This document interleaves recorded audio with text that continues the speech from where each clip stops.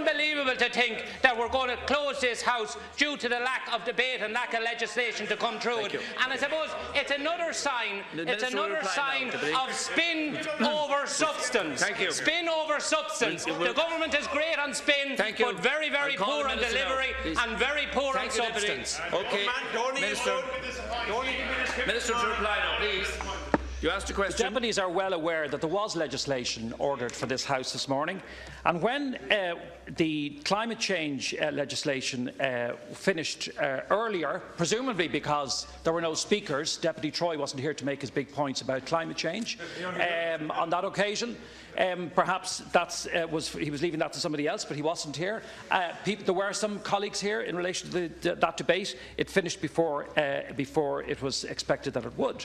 But then there was Dublin Docklands legislation debated last Corley before the House, and there was nobody here from the opposition in respect of it. Nobody. So this is legislation. This is legislation. This is legislation. This is legislation. This is legislation.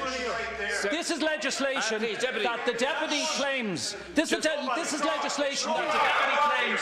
This is legislation that the deputy claims. This is legislation that the deputy claims has direct and real consequences. Sorry, Deputy. This is legislation. The deputy's performance is not. The deputy's performance is not actually persuading anybody. This is legislation, the Docklands legislation, that the deputy tells us is of direct and real consequences. I'm not talking to you. I'm talking to Elias Cronin. Why don't you take a seat? This is legislation. This is legislation that Deputy Troy claims is of, quote, direct and real consequences, unquote, to the people he represents. But he couldn't bother to be here, or any of his colleagues to be here, to debate it. So let him not say that the government isn't ready to debate this legislation. There was childcare legislation debated here as well. The government stands ready to debate these issues with the opposition, but if there's nobody over there, there's not an awful lot we can do. All right, sure. Please, look at, is that a point of order now? I'll call you in a moment, Deputy.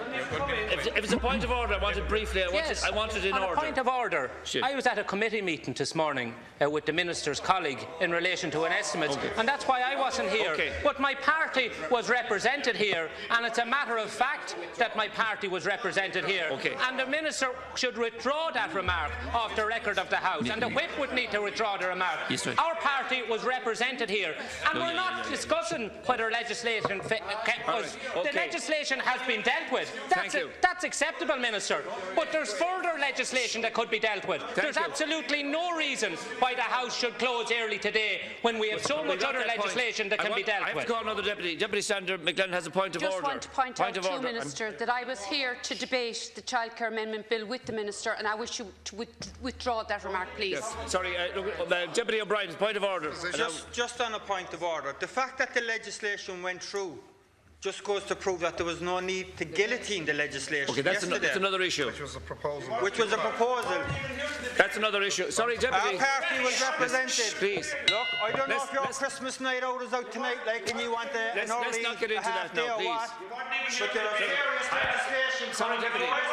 Deputy O'Brien. You want to go home? Deputy O'Brien, please. I have to put the question. The question is that the proposal for dealing with the suspension of the sitting be agreed to. I'm sorry, Deputy. Deputy. Please. The question is that the proposal for dealing with the suspension of the sitting be agreed to, and the Choctaw even case job is Choctaw, Choctaw Neil, Shane Gulkesh Richard. Both are okay.